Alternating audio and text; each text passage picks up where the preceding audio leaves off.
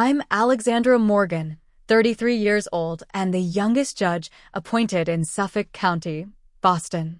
I was supposed to be choosing wedding flowers, not discovering my fiancé had forged my signature to sell my childhood home.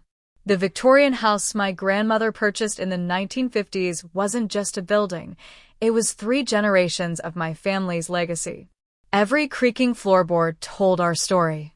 I never imagined the man I trusted with my heart would betray me so completely.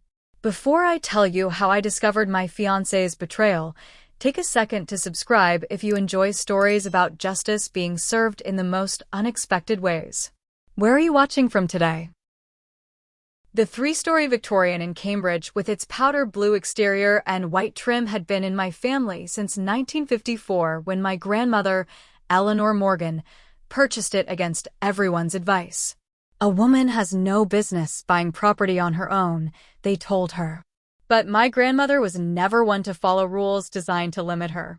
As one of the first female attorneys in Massachusetts, she knew something about breaking barriers. The house stood on a tree-lined street just far enough from Harvard Square to be peaceful but close enough to feel the intellectual energy of the university. My grandmother paid $12,000 for it, a fortune at the time for a single woman, but she'd saved meticulously from her law practice. The oak door with stained glass panels was the first thing I'd see after school, sunlight streaming through and casting rainbow patterns on the hardwood floor of the entryway. My parents met at Harvard Law School in 1982. My mother, Catherine, was the top of her class while my father, James, was the editor of the Law Review. Their romance blossomed in the library stacks, and after graduation, they moved into my grandmother's house when she decided it was time to downsize to a condo closer to her sister in Brookline. My mother's study on the 2nd floor became my favorite room growing up. The walls were lined with legal books, and her desk, a massive mahogany piece that had belonged to her father, sat beneath the bay window overlooking the garden. I spent countless afternoons doing homework there while she prepared for cases, the scent of her jasmine tea filling the room. When I was 16, my mother was diagnosed with aggressive breast cancer. Within 8 months, she was gone. The house became quieter, but my father made sure it remained exactly as she had loved it. "This house is her legacy to you, Alex," he would say. "Every corner holds her spirit." The kitchen with its 1940s chamber stove that my mother refused to replace despite my father's protests. The window seat in the living room where I'd curl up with legal thrillers, dreaming of becoming an attorney like my parents. The creaky 3rd step on the staircase that my father never fixed because my mother claimed it was our built-in burglar alarm. These weren't just features of a house, they were touchstones of my identity. My father practiced family law, often representing children in custody cases. He taught me that true justice comes from understanding human complexity, not just applying statutes. After dinner, we'd discuss his cases, and he'd challenge me to consider all perspectives. "The law is about people, Alex, not just precedent," he'd remind me. I was 25 and in my 2nd year of law school when my father suffered a massive stroke. He didn't make it through the night. I found myself the sole owner of the family home, along with its contents.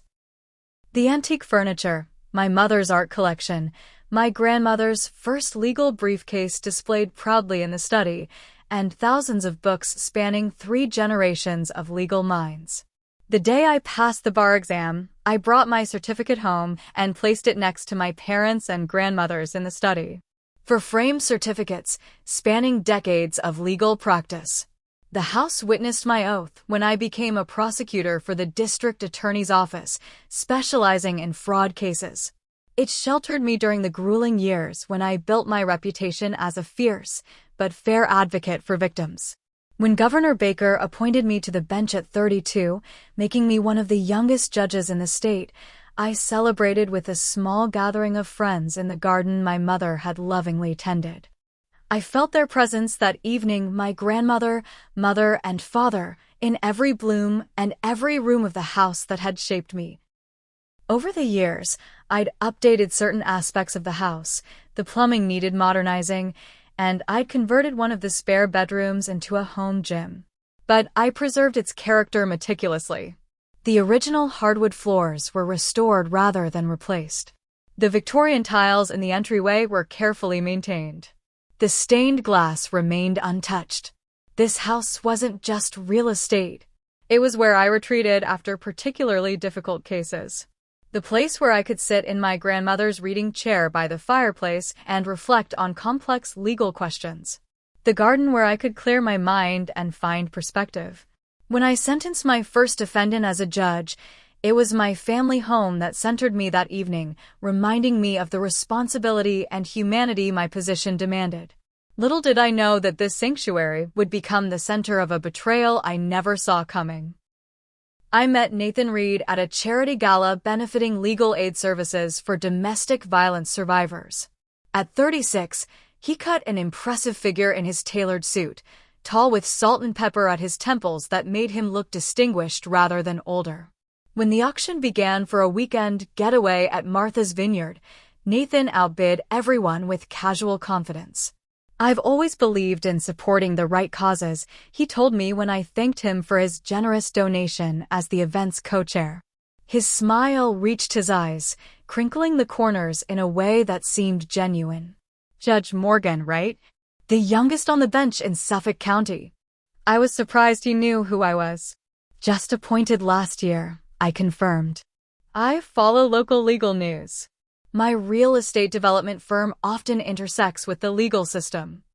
I admire people who achieve success early through hard work." His business card read Reed and Fisher Development Group. By the end of the evening, I had accepted his invitation to dinner the following weekend. Our first date was at an intimate French restaurant in Back Bay. Nathan was attentive, asking thoughtful questions about my career and listening with genuine interest. Unlike other men I'd dated, he didn't seem intimidated by my position or accomplishments. "I grew up in Dorchester," he shared over dessert. "Single mom working 3 jobs. Nobody in my family even went to college.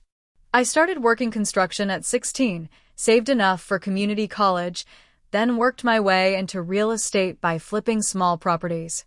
His story of self-made success impressed me. There was a hunger in him, a drive to prove himself, that I recognized from my own journey through a male-dominated legal field. Our relationship progressed quickly.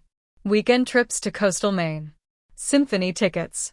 Introducing him to my circle of friends from law school who embraced him immediately. Nathan fit seamlessly into my life, charming everyone he met with his stories and ambitious plans. "I've never met anyone like you, Alex," he told me after we'd been dating for 6 months. "You're brilliant and compassionate. Your commitment to justice inspires me." At 10 months, Nathan suggested moving in together. I hesitated initially. My family home was deeply personal space. "What about your place?" I asked. His luxury apartment overlooking the harbor was sleek and modern. "I was thinking we could live at your house," he said. "It's more spacious. Though honestly, have you considered selling it? That location could fetch millions. We could buy something more modern." When I explained the home's significance, he quickly backpedaled. "Of course, I understand completely. Family legacy is important. We'll make it work at your place." After he moved in, I noticed small comments about the house. The plumbing was outdated. The kitchen needed renovating. The heating system was inefficient. But he always followed these observations with, "But I understand why you want to preserve it." Nathan introduced me to his business partner, Marcus Fisher, a quiet, analytical man who seemed to balance Nathan's charismatic salesmanship. Their development company specialized in converting historic properties into luxury condominiums while preserving architectural integrity. I attended several of their property openings, impressed by how they maintained original features while modernizing interiors. For our 1-year anniversary, Nathan proposed in the garden of my family home, kneeling beside my mother's favorite rose bushes.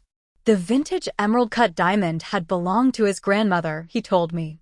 I said yes without hesitation. Wedding planning consumed the next months.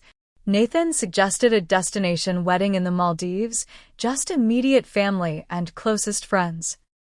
You deserve something spectacular, Alex, he insisted when I suggested a smaller ceremony in Massachusetts. Financial discussions became increasingly tense. Nathan's business was expanding rapidly, requiring significant capital investment. He began suggesting that selling my house could provide a nest egg for our future. Think about it logically, Alex, he argued during one particularly heated discussion. You're sitting on over $2 million in equity that's just sitting there. We could invest in Reed and Fisher's new development and triple that within 2 years. This isn't about logic, Nathan. This house is irreplaceable to me. But wouldn't your family want you to build a future rather than live in the past? These conversations always ended with Nathan apologizing for pushing too hard. I just want the best for us, he would say, pulling me close.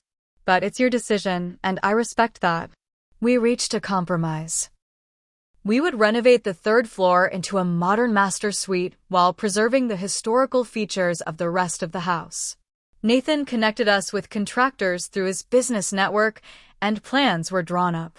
With the wedding 3 months away, Nathan became increasingly busy with a major development project that required frequent travel. He was often distracted, constantly on his phone with Marcus or contractors. When he was home, he'd retreat to the small office I'd set up for him in what was once a guest bedroom. Just wedding jitters, my best friend Rachel Stevens suggested when I confided my concerns. Rachel, a detective with Boston PD, had been skeptical of Nathan initially but had warmed to him over time. Men get weird about weddings. Too many decisions about things they don't care about. I wanted to believe that was all it was. After all, I was busy too, balancing wedding planning with a full docket of cases. If Nathan seemed secretive about his business dealings, I chalked it up to professional discretion. If he was spending more time with Marcus and hushed phone conversations, I attributed it to pre-wedding stress. I never imagined that behind his distant behavior lay a betrayal that would shatter not just our future together, but nearly destroy the legacy I'd sworn to protect. 3 weeks before our wedding, I received a call from Mrs. Wilson, my 80-year-old neighbor who had lived across the street since my grandmother's time. I was in chambers reviewing case notes when my cell phone rang. Alexandra, dear, I'm sorry to bother you at work, her voice wavered. But there are moving trucks at your house. I thought you weren't moving until after the wedding. Moving trucks. I repeated, confusion washing over me. There shouldn't be any moving trucks, Mrs. Wilson. Well, there are men removing furniture. I assumed you knew. Your fiancé is supervising them. My stomach dropped. Nathan was supposed to be in New York meeting with investors. I ended the call and immediately tried his cell. Straight to voicemail. This is Judge Morgan, I told my clerk. I have a family emergency. Please reschedule my afternoon appointments. The drive home was the longest 20 minutes of my life. By the time I arrived, the moving trucks were gone, but the front door was unlocked. Inside, the living room was empty, my grandmother's antique sofa, the mahogany coffee table, the Persian rug, all gone. The dining room had been stripped of the table where 3 generations of my family had shared meals. My hands shook as I climbed the stairs. My mother's study, the heart of the house, had been emptied of her desk, the bookshelves bare of the legal volumes collected over decades. Only my bedroom remained untouched. I called Rachel immediately. Someone's emptied my house. Most of the furniture is gone. I'm on my way, she said without hesitation. Don't touch anything. This could be a crime scene. While waiting for Rachel, I went to Nathan's office. Unlike the rest of the house, it remained perfectly intact. I had never searched through his things before. Trust had been the foundation of our relationship. But now, with my family treasures missing and Nathan unreachable, I began opening drawers. In the bottom drawer of his desk, beneath folders labeled Wedding and Honeymoon, I found a manila envelope marked Cambridge Property. My hands trembled as I spread the contents across his desk. Property sale documents. For my house. dated 2 weeks earlier, with my signature, except I had never signed them. The buyer was listed as Beacon Hill Ventures, LLC. The sale price, $2.3 million. And there, on the witness line, Marcus Fisher's signature. I sank into Nathan's chair, my world imploding. The documents included a power of attorney form, also with my forged signature, giving Nathan authority to act on my behalf in real estate transactions. Rachel arrived to find me still at the desk, staring at the evidence of Nathan's betrayal. "Alex?" Her voice seemed to come from far away. When I looked up, her detective instincts immediately kicked in. "What did you find?" I wordlessly handed her the documents. She examined them with professional detachment, though I could see fury building behind her eyes. "This is forgery and fraud." She pulled out her phone and took photos of every document. "We need to call the DA's office immediately." Before I could respond, my phone rang. The caller ID showed Melissa Palmer, a name I didn't recognize. "This is Judge Morgan," I answered, my judicial training kicking in despite my emotional turmoil. "Judge Morgan, this is Melissa Palmer from Bay State Title Company. I'm calling about the closing scheduled for your property next week. We need to confirm some details about the wire transfer." I put the call on speaker so Rachel could hear. "I'm sorry, what closing?" There was a pause. "For your Cambridge property? The sale to Beacon Hill Ventures." "I never authorized any sale of my property, Ms. Palmer." My voice was surprisingly steady.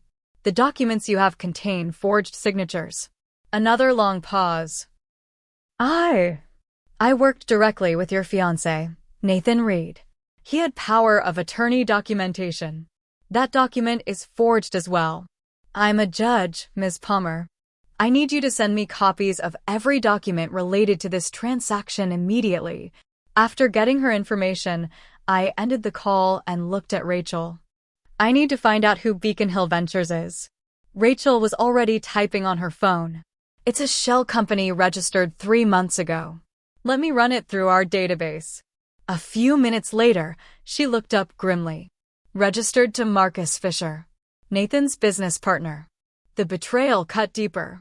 This wasn't some impulsive decision.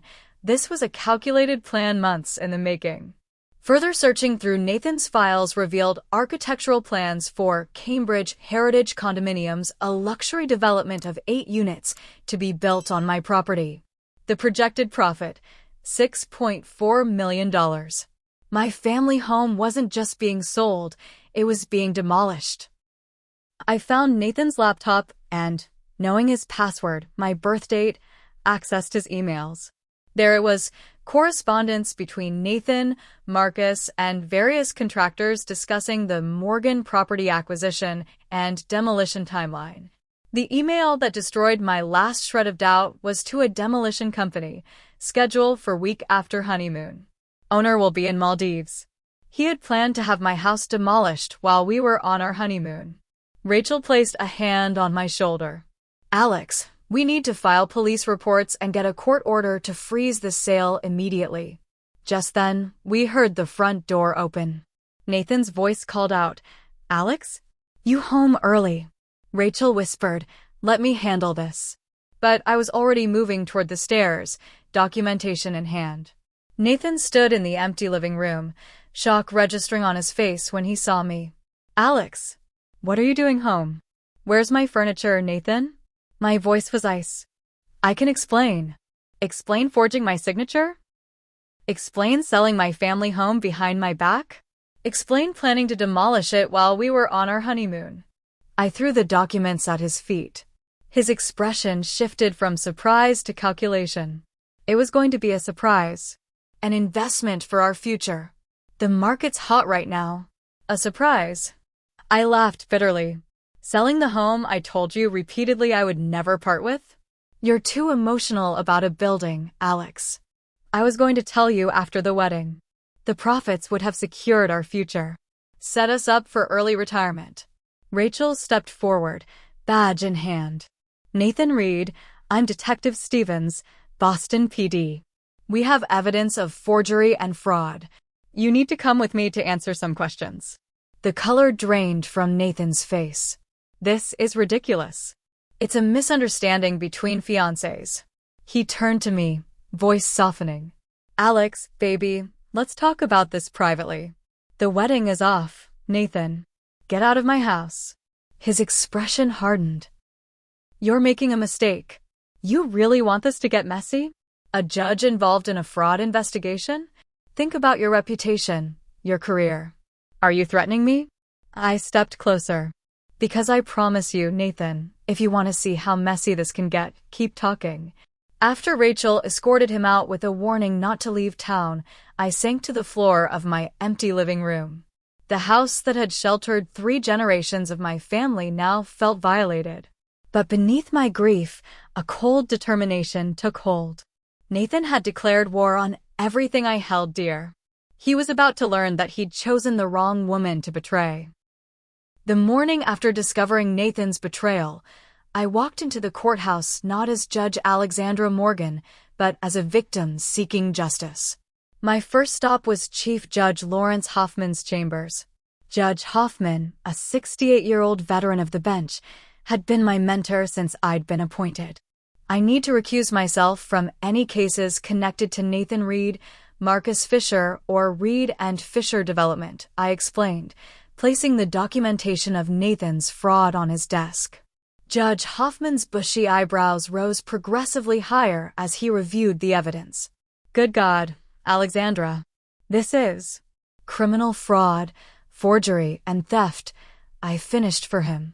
I've already contacted the district attorney's office. They're preparing charges. And the wedding? Cancelled. Along with my trust in humanity. I attempted a smile that didn't quite materialize. Judge Hoffman removed his reading glasses and rubbed the bridge of his nose. I'm sorry, Alexandra. Truly. We'll handle your recusals immediately. Have you retained counsel for the civil side? Caroline Bennett from Taylor and Wong. We're filing for an emergency injunction this morning to halt the sale and prevent any development activity. Smart choice. Caroline's a pit bull. He studied me for a moment. How are you really doing? The kindness in his voice nearly broke my composure. I'm functioning, I'm managed. Take some time off. The bench will survive without you for a few weeks. I shook my head. Work is the only thing keeping me sane right now. By noon, Caroline had secured an emergency hearing before Judge Hoffman. The temporary restraining order was granted, freezing all transactions related to my property and prohibiting any construction or demolition activities. Nathan's attorney, a slick corporate lawyer named Jeffrey Peters, argued that I had verbally agreed to the sale. Your Honor, Ms. Morgan and Mr. Reed were engaged to be married. They had discussions about liquidating assets for joint investments. Mr. Reed acted in good faith based on those conversations. Caroline's response was scathing. Your Honor, verbal agreements don't authorize forgery. Judge Morgan has consistently documented her refusal to sell this property. Mr. Reed's actions constitute clear fraud, and we have evidence of a deliberate scheme spanning months. Judge Hoffman granted our motion. The property transaction is frozen pending full investigation and trial. Furthermore, all assets of Beacon Hill Ventures are to remain untouched. Outside the courthouse, reporters had gathered. Nathan had apparently given them a statement painting himself as the victim of a lover's misunderstanding, and me as emotionally unstable about an investment disagreement.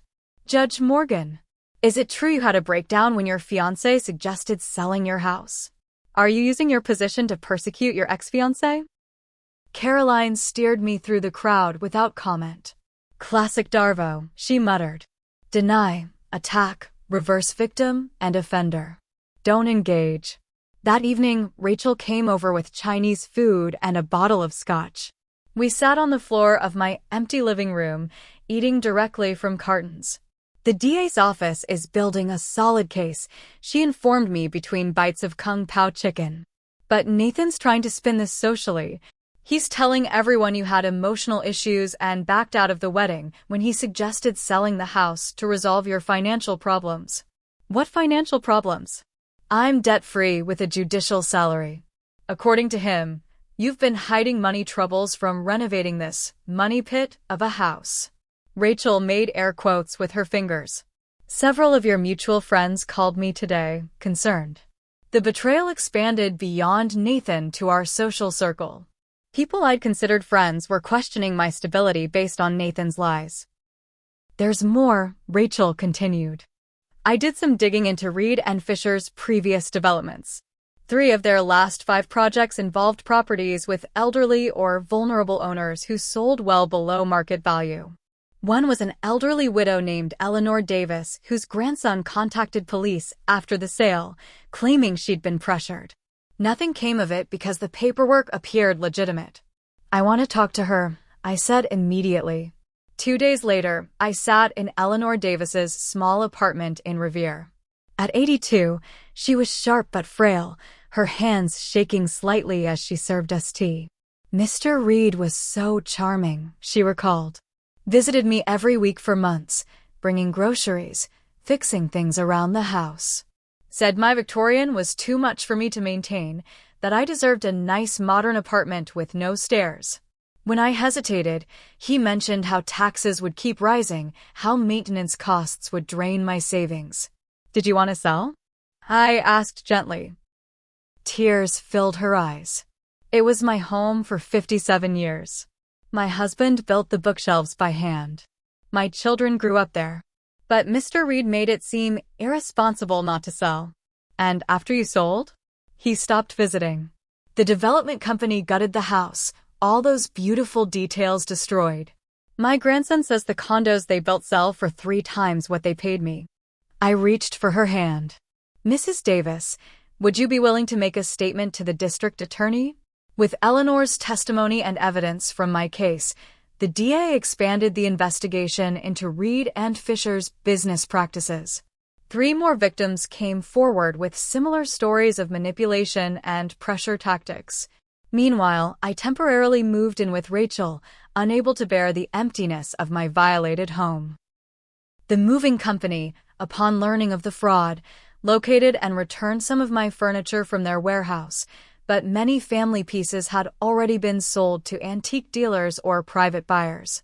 2 weeks into the investigation, Rachel discovered the true motivation behind Nathan's desperate play for cash. He has gambling debts, she reported. Significant ones, to people you don't want to owe money to. Looks like he's been borrowing from the business to cover personal losses. Marcus Fisher might not even know how bad it is. The case was assigned to Judge Hoffman's courtroom for both criminal and civil proceedings. As the evidence mounted against Nathan, his lawyer approached Caroline with a settlement offer. Nathan would admit to forgery in exchange for dropping fraud charges, plus a payment of $100,000 for emotional distress. He's desperate, Caroline observed. The FBI is now looking into their business practices for pattern fraud. His reputation is tanking, and investors are pulling out of Reed and Fisher developments. Not enough, I replied. He tried to steal my family legacy. I want full prosecution. The preliminary hearing was scheduled for May 15th. I prepared to testify, gathering documentation of every conversation where I'd explicitly told Nathan I would never sell the house. The night before the hearing, Judge Hoffman called me. Alexandra, I've been admitted to Mass General. Atrial fibrillation. Doctor's orders, no work for at least 2 weeks. I'm so sorry, Lawrence. Is there anything I can do? Nothing serious, but they're keeping me for observation. The clerk will randomly reassign all my cases tomorrow morning. I wanted you to hear it from me. I wished him a speedy recovery, not realizing that this medical emergency would create an unexpected opportunity for justice. I arrived at the courthouse early on May 15th, prepared to observe the preliminary hearing from the gallery. Caroline met me in the corridor outside courtroom 3. They're reassigning all of Hoffman's cases this morning, she informed me. Random draw among available judges. Who's available? I asked, mentally running through my colleagues who would handle this fairly. Before Caroline could answer, my phone buzzed with a text from the court administrator. Error in case assignment. Morgan property case accidentally assigned to your docket. Fixing immediately. I froze, staring at my phone. What is it? Caroline asked. My case was accidentally assigned to me, I whispered. To my courtroom. Caroline's eyes widened. That's quite an administrative error. My mind raced through judicial ethics guidelines. Obviously, I would immediately recuse myself. A judge could never preside over their own case. But before the reassignment occurred, what time is Nathan supposed to arrive? I asked. 9:30. His attorney wanted the first slot of the day. I checked my watch, 8:45 a.m. I need to make a call. In the privacy of my chambers, I phoned Judge Teresa Rodriguez, head of the Judicial Ethics Committee. I explained the situation and my idea. It's unorthodox, she conceded after hearing me out. But not explicitly prohibited. You would be recusing yourself immediately, of course. Of course. I just want to make one statement before recusal. As long as you limit yourself to the facts of the case and avoid personal attacks, I don't see an ethical violation. But Alexandra, her voice softened, are you sure this is wise? No, I admitted. But it feels necessary. At 9:30 a.m., I wasn't in the gallery as expected. I was in my chambers, donning my judicial robe. My court clerk, Michael, looked confused when I emerged. Judge Morgan? There must be some mistake. You're on the docket for the Reed fraud case. No mistake, Michael. I'll be recusing myself immediately, but I'd like to open the proceedings. His eyes widened in understanding. Yes, Your Honor. I took a deep breath and nodded. Michael opened the courtroom doors and announced, All rise for the Honorable Judge Alexandra Morgan. I entered my courtroom with measured steps, gaze focused straight ahead rather than on the gallery. Only when I took my seat at the bench did I allow myself to look at the defendant's table. Nathan sat beside his attorney, Jeffrey Peters. His expression transformed from confident smugness to shock as he recognized me on the bench. The color drained from his face as our eyes met. Be seated, I instructed the courtroom. Case number 2022, CR 4187, Commonwealth versus Nathan Reed on charges of criminal fraud, forgery, and grand larceny. I could see Nathan whispering frantically to his attorney, who looked equally stunned. Before we proceed, I must address an administrative error. This case was incorrectly assigned to my docket this morning following Judge Hoffman's medical leave. As the alleged victim in this case, I will, of course, be recusing myself immediately. Peters rose quickly. Your Honor, we object to your presence in any capacity. You may be seated, Counselor. I am aware of the requirements for recusal, and I am exercising my right to state the grounds for that recusal clearly for the record. I turned my attention directly to Nathan. For the record, I am recusing myself because the defendant, Nathan Reed, is alleged to have forged my signature on documents selling my family home of 3 generations without my knowledge or consent. Nathan's jaw clenched as I continued. The defendant allegedly planned to have my family home demolished while I was on what would have been our honeymoon. The defendant allegedly sold irreplaceable family heirlooms without permission. These actions constitute not only a violation of law, but a profound breach of trust. I turned to address the entire courtroom. Justice requires impartiality, which I cannot provide in this case. I am therefore recusing myself and requesting immediate reassignment to another judge. I gathered my papers and stood. This court is in recess until reassignment is complete. As I exited the courtroom, I heard the murmurs break out behind me. I maintained my composure until I reached my chambers, where I finally allowed myself a moment of satisfaction. Nathan had seen me not as a victim, but as a judge, a powerful reminder of exactly who he had chosen to betray. Within an hour, the case was reassigned to Judge Catherine Reynolds, known for her no-nonsense approach to white-collar crime. As I changed out of my robes, Caroline texted, Nathan looks like he's seen a ghost. Peters is trying to claim judicial misconduct. I replied, Ethics Committee already cleared my statement. Full recusal on record. That evening, the story made local news. Judge recuses self after case against fiancé accidentally assigned to her courtroom. The court's public affairs office issued a statement about the administrative error and my immediate recusal, but the damage to Nathan's public image was done. The power dynamic had shifted.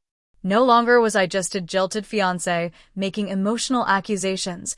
I was Judge Alexandra Morgan, upholding the integrity of the judicial system even in my own case. The court of public opinion, which Nathan had tried to manipulate against me, now viewed the case through a different lens. Judge Reynolds scheduled the next hearing for the following week.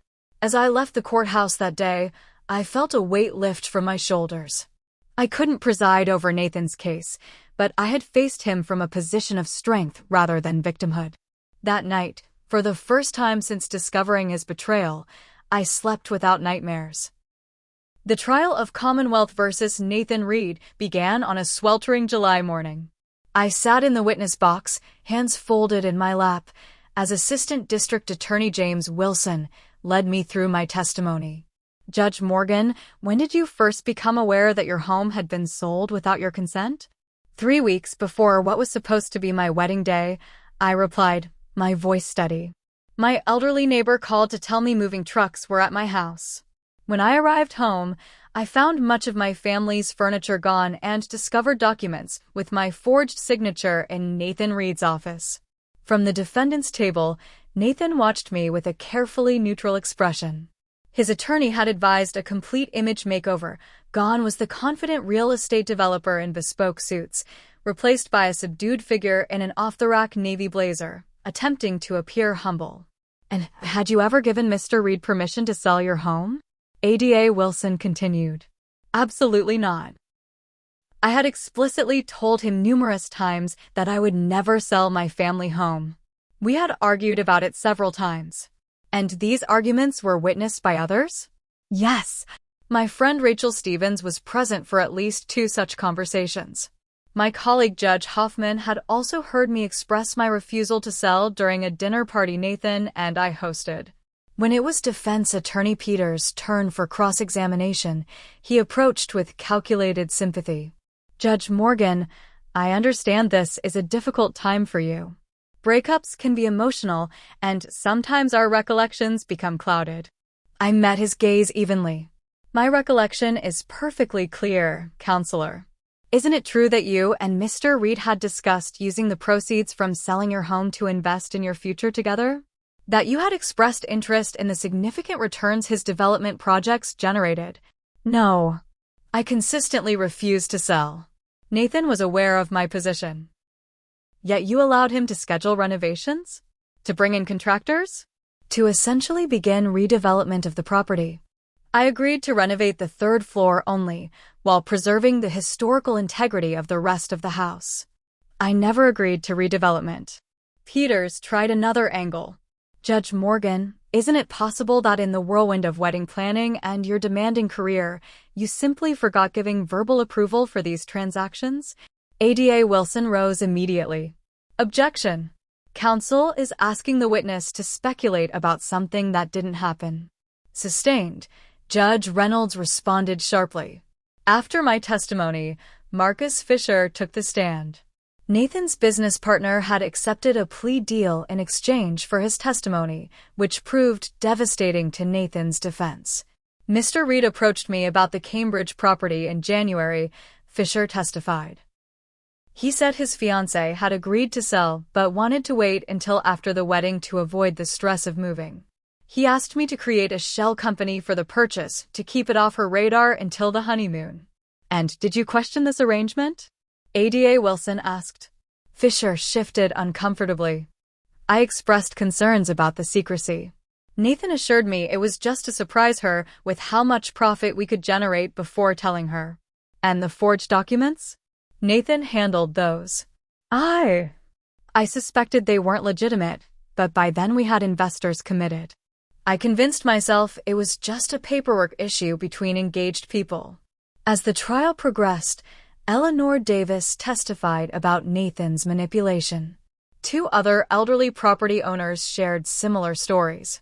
The forensic accountant who testified detailed how Nathan had been siphoning company funds to cover gambling debts exceeding $500,000. With evidence mounting, Nathan's attorney approached the DA with another plea offer. This time, Nathan would plead guilty to all charges if the DA would recommend a suspended sentence with probation. Not a chance, ADA Wilson told me when we discussed the offer. We're going for maximum penalties. On the fifth day of trial, Nathan's desperation became evident. During a recess, he approached me in the courthouse corridor, ignoring his attorney's frantic signals to stop. "Alex, please," he began, his voice low. "I made a terrible mistake. I was desperate. The gambling. I couldn't stop. I thought I could replace everything before you noticed." I stepped back. "Don't speak to me, Nathan. Any communication needs to go through counsel. You've made your point. I'm ruined. My business is collapsing. Isn't that enough?" Before I could respond, bailiffs intervened, warning Nathan about witness contact. As they escorted him away, I saw not the confident man I'd once loved, but a cornered con artist whose schemes had finally caught up with him. The jury deliberated for less than 4 hours before returning a verdict, guilty on all counts. Judge Reynolds scheduled sentencing for the following week. The defendant has shown a pattern of predatory behavior targeting emotionally significant properties, Judge Reynolds stated during sentencing. He has betrayed not only his fiancé, but the trust of vulnerable citizens. The court sentences Nathan Reed to 12 years in state prison and orders full restitution to all victims. As Nathan was led away in handcuffs, I felt no triumph, only a hollow vindication and relief that he could harm no one else. The civil case concluded with the court invalidating the fraudulent sale and returning full ownership of my property to me. Unfortunately, I returned to find that demolition had already begun before the restraining order had taken effect. The interior walls of the first floor had been ripped out, hardwood floors torn up, and many architectural details destroyed. Judge Reynolds added a final ruling. Nathan's assets would be liquidated to pay for the complete restoration of my home to its original condition. The justice felt incomplete. No amount of money could replace the exact materials, craftsmanship, and memories embedded in those walls, but it was something. When the courtroom emptied after the final hearing, Rachel found me sitting alone, staring at restoration estimates. "You won, Alex," she said softly, taking the seat beside me. "Did I?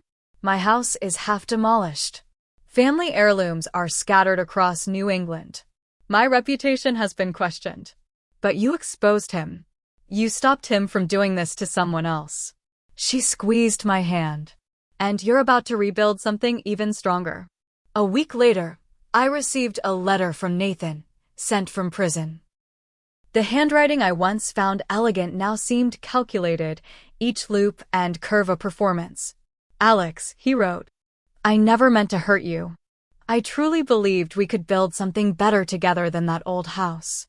Maybe if you hadn't been so rigid, so unwilling to compromise, things could have been different. I hope someday you'll understand I was trying to give us a better future. Nathan." I let the letter fall into the shredder.